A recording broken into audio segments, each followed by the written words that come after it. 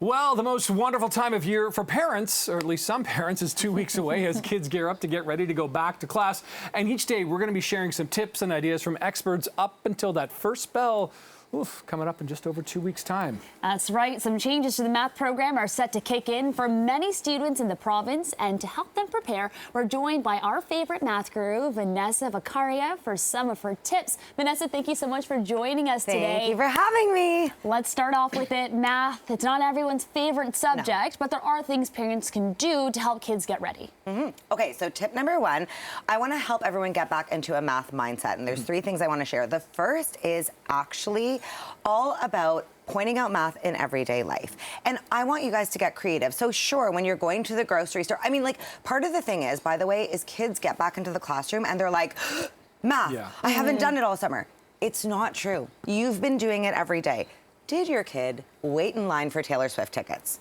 How many days? How many hours was that? How many minutes? How many seconds? You can do a calculation right there. We can talk about the cost of Ticketmaster and how they're gouging everyone. Like, how much of a profit are they making? You can go to the grocery store and you can calculate what the best prices are. There's a lot you can be doing day to day to start getting your kid in the mindset of, number one, you're doing math every day, it's nothing new, but also get their brains moving in that direction and thinking mathematically about the activities they're already doing. It's so funny. I was at the toy store yesterday with my kids, and my daughter had basically emptied her piggy bank into her wallet, and we were counting out on these toy boxes all the different dimes and nickels that she needed, like, to try to, like, that's cobble amazing together how much she needed. So that was like, so I hadn't even read your tips yet, but I was like, I think I just did what you were talking about. You did it, and that's amazing. Financial math, like, she probably knows more. I'm curious about this one. Look at your kids' risk history. What is risk history involved when it comes to math? The truth is, especially, so first of all, in math all the time, it is a subject that requires risk-taking, okay?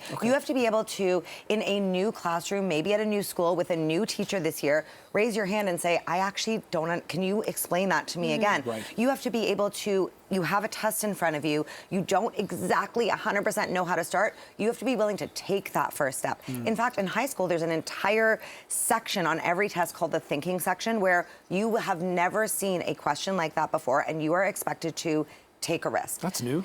It's not new. It's actually, no, it's been around for years. Yeah, we've been, I mean, I don't know who, but the point is, it is there now. And we don't want kids to just mimic what, the teacher is doing. You have to be able to take a risk. And that is actually what prevents a lot of kids from feeling good about math, is just not wanting to take that risk. So what I want parents to do right now is look at your kids' risk history this summer. Did they go to a new camp? Did they make new friends? Did they try a new sport? Did they try a new instrument?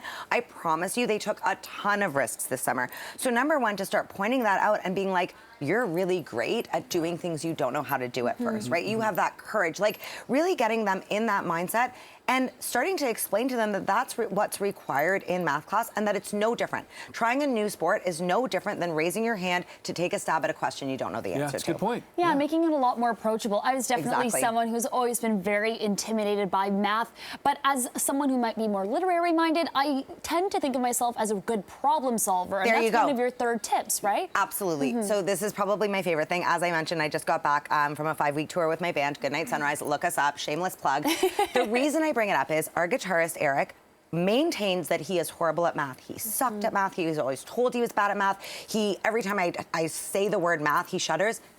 There is no one who can pack 5 weeks worth of rock and roll gear into a Suburban like that guy. Right. Every day he'd be up, he'd be like Tetrising this entire thing. Not only would he be so, I couldn't do that. In fact, like spatial awareness, I've never really worked on it, but it's never been a strong suit of mine. So that area of math, like I always shy away from. Whereas he's so enthusiastic about it, so good at it, and I kept pointing out to him every day, you're doing math. Like, you are doing math every single day. Like, I'm so sorry that you were ever made to feel that you weren't good at this, because this is incredible and I can't do it like you can, and I'm a math teacher. And by the end of the trip, actually, U of T Fields Institute, which is one of our greatest math institutions, retweeted a video of him packing the car. Oh, really? Yeah. Wow. It was that good. He was like, my mom is so proud of me. I was never told I was good at math. But that feeling of confidence a kid can get from finding their, what I like to call, math superpower, it's immeasurable, because then they go into school being like, you know what, maybe algebra is giving me a bit of a tough time, but I know I've got these strengths in other areas. I know I can build on these algebra skills while knowing that there are other areas of math I'm really special and good at. So find those areas for your kids. Emphasize the positive. The positive. Yeah. Problem solving, like you said, are they spotting the latest trend or pattern? Are they packing their suitcase? You know, whatever it is. Good point. Yeah.